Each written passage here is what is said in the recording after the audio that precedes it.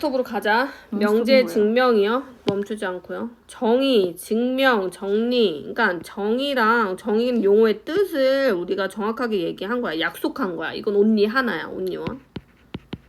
그 다음에 정리라는 건 우리가 증명을 해야 되는 것들이 기본적으로 정리인데 그 아주 기본적인 정리들이 있어. 그래서 걔네들은 그냥 정리를 뭐 증명을 안 해. 근데 원래는 참임이 증명된 명제 중에서 기본이 되는 걸 정리라고 했다는 거는 이미 증명이 돼야 한다는 거지. 이 정리라는 건 증명을 해야 되는 거고. 왜 강조할까요? 얘는 증명할 수 없는 거예요. 증명할 수 없기 때문에 증명이 필요 없다는 거지. 그치? 그래서 얘는 증명이 필요 없는 거. 왜? 우리가 약속이니까 이건 용어의 뜻이야. 이름이야. 이윤영의 이름을 어떻게 증명해? 그치? 그런 게 증명이고 정의야. 참임이 증명된 명제 중 기본이 되는 걸 정리라 한다. 기본적으로 증명을 해야 돼. 근데 이 정리라는 것 중에 아주 쉬운 애들은 여긴 안 나왔지만 공리라고 해. 아주 기본적인 정리. 그래서 이런 애들은 정의 안 하고 그냥 우리가 받아들여. 그래서 다른 정리를 다른 명제를 증명하는데 사용되기도 하는 이런 정리들이 있어. 그리고 우리가 아주 불편하게 어떻게 정했었냐면 이 사람들이 한 번 딱 증명을 하잖아. 교과서든 문제집이든. 그럼 그 다음 페이지 내가 증명을 한 그 다음 문제부터는 이 정리를 알고 있다고 생각하고 그냥 배웠으니까 이걸 이용하자 이렇게 되는 거야. 다시는 증명하지 않아. 딱 한 번 처음에 나올 때만 증명을 해. 자, 예를 들면 느낌만 아시면 돼요. 이등변 삼각형의 뜻은 뭐였어? 두 변의 길이가 같은 삼각형이었잖아. 이런 것들은 정의야. 이런 건 뜻이니까, 그치? 이등변 삼각형은 두 밑각의 크기는 서로 같다는 건 성질이지. 얘는 성질은 정의야. 얘는 뜻은 정의야. 됐어? 이등변 삼각의 두 변의 길이가 같은 삼각형이라는 거는 우리가 뭐 증명할 필요 없어. 근데 두 밑각의 크기는 서로 같다는 거 옛날에 책을 찾아보면 증명을 했단 말이야. 얘는 맨 처음에. 이런 게 지금 다르더라 라는 얘기. 정리는 기본적으로 뭐 용어의 성질 뭐 이런 거야.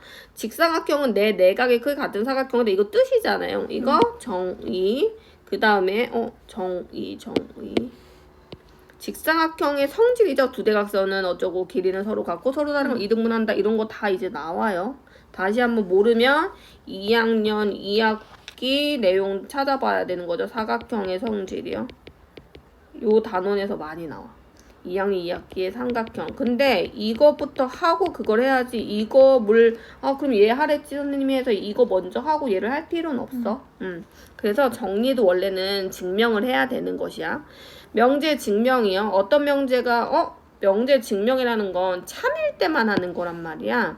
참임을 직접 증명하기 어려웠다는 건 뭐냐면 가정이 있고 결론이 있는 거다. 명제는 가정에서부터 시작해서 결론으로 이렇게 쭉 갈 때 말의 흐름으로 우리가 아는 거나 아는 사실이나 수학적 사실이나 아니면 당연한 거 너무 당연한 거나 아니면 증명한 정리나 뭐 정의나 이런 거 이용해서 우리가 가정에서부터 결론까지 막힘없이 누가 봐도 맞는 말만 쭉 하면은 그건 증명이야. 근데 그게 하기 힘들 때가 있어. 그래서 그럴 때는 직접적인 거에 반대다라는 개념으로 우리는 간접적인 방법이다라고 해서 간접증명법인 방법으로 증명한다라고 얘기를 하는데요. 이러면 중요하지 않아요. 그냥 그런 게 있구나. 참임을 그대로 증명하기가 힘들 때는 그렇게 이용하는구나. 자, 명제 P이면 Q이다가 참이면 대우도 참이라고 했잖아요. 그래서 명제 P이면 Q에다가 참임을 보이고 싶어 다이렉트로. 근데 그게 직접 증명하기 어렵더란 말이야. 너무 복잡해. 그럴 때는 뭐를 증명해? 대우가 참임을 보여. 이거를 증명하는 거를 실제로 쓰고 그 다음에 대우가 참이니까 원래 명제도 참이다. 이렇게 증명을 하는 방법을 대우를 이용한 증명법이라고 해요. 됐죠? 별거 없죠. 그 다음에 귀류법을 이용한 증명이라는 건 뭐냐면요.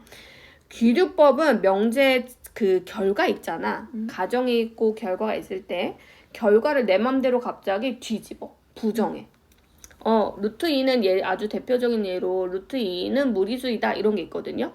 루트 2면 무리수이다니까 결론이 무리수다잖아. 근데 그거를 반대로 하면 무리수의 반대는 유리수라고 내가 맘대로 가정을 해버리는 거야. 그게 뭐냐면 귀류법을 이용한 증명이라고 얘기를 하거든. 근데 걔는 어떻게 하는 거냐.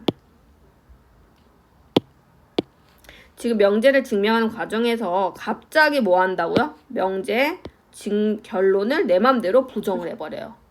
해서 어떻게 가정으로 문제에서 준 거나 아니면 이미 알고 있는 누구나 알고 있는 수학적인 사실에 뭐 된 걸 찾으래? 모순. 제일 중요한 말은 여기서 뭐겠어? 모순이야, 모순. 모순이 되는 걸 찾으래. 그래서 모순을 보여서 그 결론이 뭐야? 그 결론이 성립한다. 이게 무슨 말이야? 내가 내 맘대로 원래 이거면 P면 Q이다라고 했는데 내 맘대로 이거를 부정했어. 그래서 낙Q라고 한 거지. 근데 낙Q라고 하고 원래 알던 가정이나 문제에서 준 가정이나 원래 알고 있던 수학적 사실을 이용해서 어떤 결론이 나왔어.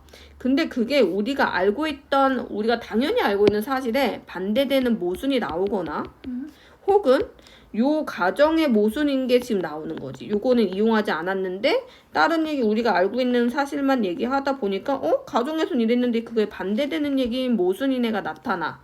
이런 모순이 나타나면 우리가 뭐 한 게 문제라는 거야? 우리 맘대로 아까 결론을 부정했잖아. 이거를 지금 부정한 게 잘못됐다는 거지. 그럼 부정을 한 게 잘못됐으니까 이게 Q가 원래 맞는구나. 부정을 하면 안 되는구나 해서 결론이 맞는 게 결론이다 라고 뭐 해보는? 증명해 보이는 거. 결론이 성립함을 보이는 증명 방법을 뭐라고 한대요? 귀류법이라고 한대요. 돌아가는 방법 중엔 두 가지만 배워요. 우리 귀류법을 이용한 증명이랑 뭐랑요? 대우를 이용한 증명이요.